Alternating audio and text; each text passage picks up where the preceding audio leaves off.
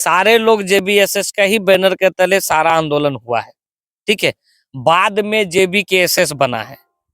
ठीक है, तो आंदोलन तो चल रहा है ना झारखंड में, जेबीएसएस का बैनर तले चले या जेबीकेएसएस का बैनर तले चले। जेबीएसएस के बैनर तले आंदोलन बंद था कुछ दिनों के लिए, जेबीकेएसएस के बैनर तले था, तो जेबीकेएसएस के बैनर तले था तो हम लोग सब लोग जेबीकेएसएस के बैनर तले आंदोलन को किए।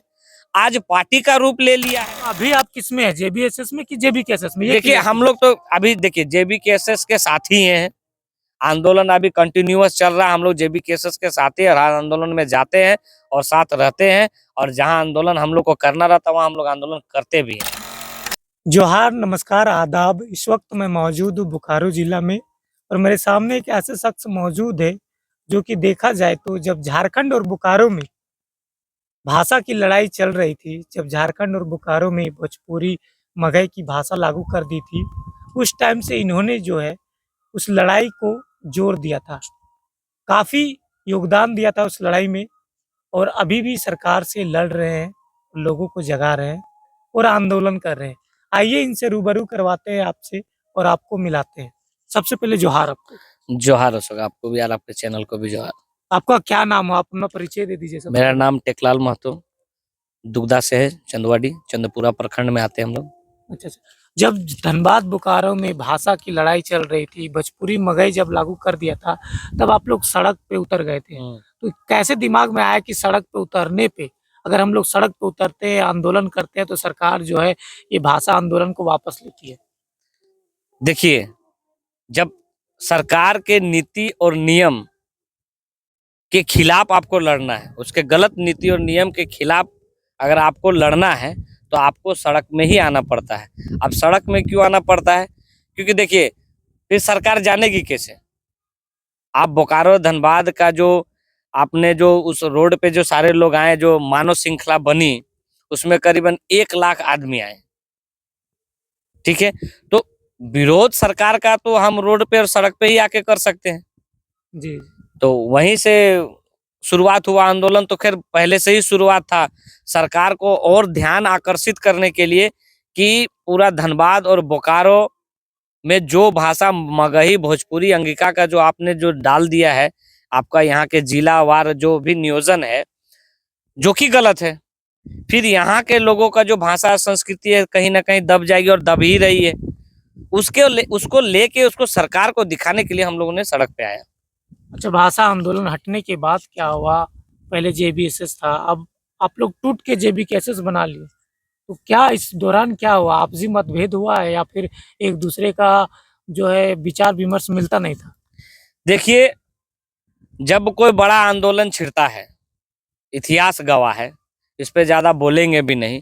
हमारे जितने भी आंदोलनकारी और क्रांतिकारी जब झारखंड अलग लड़ाई लड़े हैं, उस समय भी एक ग्रुप था, उसके बाद विभिन्न ग्रुपों में टूटा, फिर साथ भी आए।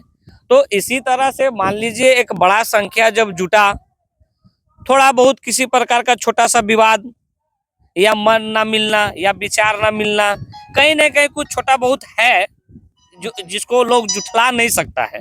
ठीक है, जिसको लोग जुठला नहीं सकता है उस पर बात नहीं करेंगे। उसी आधार पे लोग अपना अपना बैनर के तले फिर वहां से अलगाव के बाद आंदोलन कर रहे हैं।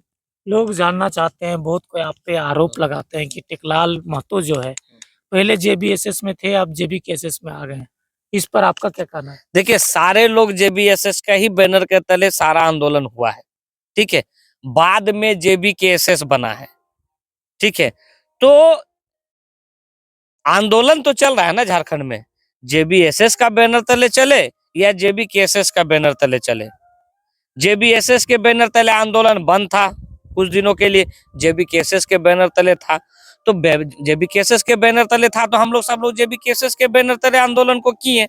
आज पार्टी का रूप ले लिया है, तो पार्टी का रूप ले लिया तो है, अब है तो है। तो अभी आप किस में है, जेबीएसएस में कि जेबीकेएसएस में? देखिए हम लोग तो अभी देखिए जेबीकेएसएस के साथ ही हैं। आंदोलन अभी कंटिन्यूअस चल रहा है, हम लोग जेबीकेएसएस के साथ ही हर आंदोलन में जाते हैं और साथ रहते हैं, और जहां आंदोलन हम लोग को करना रहता है वहां हम लोग आंदोलन करते भी हैं। भाषा का लड़ाई लड़े आप लोग, 60-40 का भी लड़ाई लड़े, 1932 का खतियान का भी लड़ाई लड़े, ये सब तीनों तो कभी सफल होते हुए नहीं देखे। देखिए यही यही दुर्दशा है, झारखंड का खराब दुर्दशा है कि सोच लीजिए कि आपने झारखंड को अलग किया, किस लिए अलग किया? झारखंड का एक अलग पहचान था, यहाँ का आदिवासियत का अलग पहचान था, यहाँ का भाषा, संस्कृति, रहन सहन सारा कुछ अलग था और कहीं ना कहीं अनदर लोगों के द्वारा यहाँ के आदिवासियों को दबाया जा रहा था, जिसका बेहतरीन तरीके से हमारे पूर्वजों ने आंदोलन किया, लाखों जाने गई और झारखंड अलग हुआ। अब एक बात बताइए कि झारखंड अलग हुए 23 साल हो गया और आज भी झारखंड में स्थानीयता नहीं बना है, आज भी यहाँ का भाषा को वैल्यू नहीं मिल रहा है, आज भी यहाँ का भाषा से लोगों का पढ़ाई नहीं हो रहा है, आज भी यहाँ नियोजन नीति नहीं बना है, आज भी यहाँ जो विस्थापित नीति या उद्योग नीति जो भी बना है वो खराब तरीके से बना हुआ है। तो आप समझ सकते हैं कि झारखंड अलग होने के बाद हमारे पूर्वजों ने जिन नेताओं के हाथ में झारखंड को दे के गया, कहीं न कहीं झारखंड को छलने का काम किया, कहीं न कहीं झारखंड को धोखा देने का काम किया, कहीं न कहीं झारखंड के पूर्वजों और महापुरुषों को भी धोखा देने का काम किया, जिसने बलिदान दिया कि एक अलग झारखंड के लिए, कहीं न कहीं हमारे नेता ने उसके साथ धोखा किया है। अच्छा, आप लोग इतना जल्दी हार कैसे मान लिए? हार मान के पार्टी बना लिए। विनोद बाबू के समय देखा जाए तो लगभग 10 साल 20 साल आंदोलन किए, उसके बाद पार्टी बनाए। आप लोग 2 साल में ही पार्टी बना लिए। देखिए वो लड़ाई था एक झारखंड अलग का, आज झारखंड अलग है, आज झारखंड का पहचान की बात है। अब 2 साल से हमने सरकार के विरुद्ध में आंदोलन किया, सड़कों में गया, विधानसभा घेराव किया, राज्य भवन को घेराव किया, हम लोग पे ऊपर लाठी चार्ज भी हुआ, बहुत लड़काओं के ऊपर केस भी हुआ। इतना आंदोलन है, इतना बड़ा जन सैलाब उठने के बाद भी अगर सरकार हमारी बातों को नहीं मान रही है, झारखंड के बातों को नहीं मान रही है, तो कहीं ना कहीं आपको सत्ता में आना ही पड़ेगा। नहीं तो आज भी सरकार कर दे जो झारखंड हित में जो नीति बनाना, जो हमारा डिमांड है स्थानीय नीति का, भाषा का, जो 9 क्षेत्रीय जनजाति भाषा है उसको लागू कर दे, नियोजन नीति ला दे, विस्थापितों के बारे में सोचे। हम लोग नहीं लड़ेंगे चुनाव, आज भी बोलते हैं, आज भी सभा में हमारे जो जयराम महतो वो बोलते हैं। जयराम महतो तो बोलते हैं कि अब चुनाव लड़ेंगे, कुछ भी हो। हाँ तो चुनाव तो लड़ेंगे, आप लागू नहीं कीजिएगा तो आप तो हमको लड़ना पड़ेगा, आप लागू कीजिए, नहीं लड़ेंगे। और अब तो हमको लगता भी नहीं कि लागू करेंगे, जबकि परसों आपका आ गए 15 तारीख को नरेंद्र मोदी, उनके सामने भी हेमंत सोरेन ने झारखंड हित में कुछ नहीं बोला।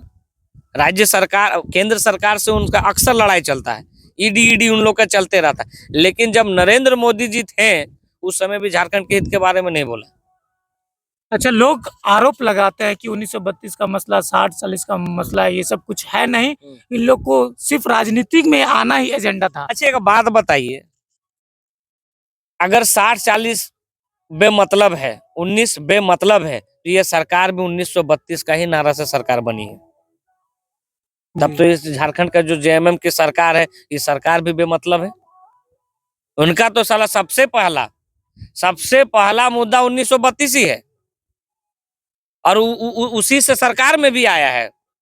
और आज हम जो डिमांड कर रहे हैं उसको सरकार बोल रहा है कि बेबुनियाद है, तो आप समझ सकते हैं कि सरकार का क्या मानसिकता है। सब पार्टी तो यही कर रहा है, 1932 का मसला लेके ही चुनाव में आते हैं। जितना भी आंदोलनकारी है सब 1932 का मसला ही लेके चुनाव में आए हैं, सत्ता में आ भी जाते हैं लेकिन कुछ होता नहीं है। जयराम महतो भी यही कर रहे हैं, 1932 का ही मसला में लड़ रहे हैं, आंदोलन कर रहे हैं। क्या जयराम महतो सत्ता में आने के बाद 1932 का मसला सॉल्व कर पाएंगे? हम लोग का मसला सिर्फ 1932 नहीं है, हम लोग का 1932 के साथ ही साथ हमारा यहाँ का नियोजन नीति का भी बात है, उद्योग नीति का भी बात है, आपका विस्थापन नीति का भी बात है, हमारे यहाँ पे एजुकेशन नीति के, शिक्षा नीति के भी बात है। यहाँ पे हम लोग का एजेंडा सिर्फ 1932 नहीं है, पूरा झारखंड के लिए जो नीति बनना चाहिए, जो आज 23 साल में नहीं बना है, उस नीति के लिए आज हमारा आंदोलन है। और लोग बोलते हैं कि आंदोलन करते करते आज इन लोग राजनीति करने लगे हैं, तो स्पष्ट बोल देना चाहते हैं कि जितने भी लोग आज नेता बने वो आंदोलन करके ही, क्रांतिकारी बन के ही नेता बने। वही लोग डायरेक्ट नेता बने हैं, जिसका बाबूजी नेता थे, जिसका माँ नेता थी, जिसका वाइफ नेता थी, उसका जो बेटा है चाहे सगा संबंधी है, बिना आंदोलन और क्रांतिकारी बने या किसी भी तरह का कोई मुद्दा नहीं, ऐसे डायरेक्ट उन लोग विधायक बने हैं, चाहे चुनाव लड़े हैं। आप चुनाव लड़िएगा कि नहीं? देखिए चुनाव एक बहुत दूसरा मुद्दा है, ठीक है। चुनाव लड़ने के लिए बहुत से रिसोर्स की जरूरत पड़ती है, ठीक है। तो चुनाव हम ये अभी उस टाइप से किसी तरह का कोई सोच नहीं है, लेकिन हाँ आंदोलन करना है, झारखंड हित में आंदोलन करना है। जयराम मातो चुनाव लड़ रहे हैं, उसका नेतृत्व में अगर वो चुनाव लड़ रहे हैं तो हम लोग उसके साथ मान हैं। लीजिए जेबी केसेस में देखा जाता है बहुत अच्छी तरह से काम कर रहे हैं, जगाने का काम कर रहे हैं, सक्रिय रूप से काम कर रहे हैं, लेकिन लोग आप पे आरोप लगाते हैं कि जेबी केसेस में थे टेकलाल महतो चुनाव लड़ने के लिए, विधानसभा का चुनाव 2024 में चुनाव लड़ने के लिए जो है जेबी केसेस में घुस गए हैं। देखिए, विधानसभा चुनाव एक त्रिस्तरीय चुनाव नहीं है कि आप आए मुखिया का नॉमिनेशन कर लिए, पंचायत समिति का वार्ड सदस्य का नॉमिनेशन कर लिए। ये विधानसभा चुनाव ये वो मजाक नहीं है। इसमें लोग एक बड़ा भूभाग है जिसपे आपको चर्चित होना पड़ता है, उस क्षेत्र का आवाज बनना पड़ता है। तो ये नहीं है, ऐसा कुछ नहीं कि चुनाव कोनो बच्चा का खेल थोड़ी है जी, वो बहुत दूर की चीज है, ठीक है। वो ऐसा समय, ऐसा सिचुएशन और जो हम लोग का मैनिफेस्टो है, जो भी सर माने जो जयराम मातो है जिसको भी टिकट दे, वो तो बात की चीज अच्छा, है। मान लीजिए जयराम मातो लोग जो बोलते है, रहते हैं। जयराम मातो जो है बेरमो से आपको केंद्रीय अध्यक्ष भी है जेबी केसेस के जयराम मातो, बेरमो से अगर विधानसभा चुनाव के लिए आपको टिकट देती है तो आप चुनाव में उतरेंगे? ये आपका सोच है, देखिए। आप उतरेंगे या नहीं, इतना बताइए। ठीक है, ये आपका सोच है, उतरेंगे या वो नहीं वो इतना? टीम ना बताएगी और आप हम ना कैसे बताइए बोल देंगे? उतरी। ये आप हमको दे रहे जयराम हैं, मातो आप टिकट दे दे- दीजिएगा हम लड़ देंगे। हाँ वही बात है। आप दीजिएगा तो हम लड़ देंगे, मतलब ठीक है। जयराम मातो देंगे नहीं, तो आप वो उतरेंगे। बात नहीं है। जयराम मातो मान लीजिए एक पार्टी बना है, ऐसे ही किसी मीडिया के द्वारा हमसे पूछ दिया जा रहा, हम बोल देंगे नहीं वो हमको दे देंगे तो हम चुनाव लड़ देंगे, ये गलत है बोलना। यानी नहीं लड़िएगा? नहीं, ये गलत है बोलना। लड़िएगा ठीक नहीं है। कहने का मतलब? लड़ना माने ये लड़ना को ऐसा बात थोड़ी, मैनिफेस्टो का चीज है ना वो। नहीं लड़िएगा मतलब क्या, हम भविष्य में आज हम बोल देते हैं नहीं लड़ेंगे, अब 20 साल बाद लड़ेंगे तो कल आके हमसे पूछिएगा कि आप तो बोले थे चुनाव में नहीं लड़ेंगे। वो बात नहीं थी। एक पार्टी बना है, पार्टी का जो भी नीति नियम है उसके तहत जिसे भी कैंडिडेट बनाया जाएगा उसके हम लोग साथ हैं। ठीक है, जोहार। जोहार। ये थे टेकलाल महतो जी, जो कि विस्थापित नेता भी है और जेबी केसेस के सक्रिय सदस्य भी है। काफी अच्छे ढंग से बारीकी रूप से इन्होंने अपने विचारों को रखा और आपने भी सुने इनके विचार। काफी बारीकी से इन्होंने एक एक करके अपने विचार को रखा, जेबी केसेस के विस्तार को भी बताया। कैसा लगा इनका विचार कमेंट्स करके जरूर बताइएगा। मिलते हैं नेक्स्ट वीडियो के लिए, तब तक के लिए बाय। जय झारखंड, जोहार झारखंड। जोहार।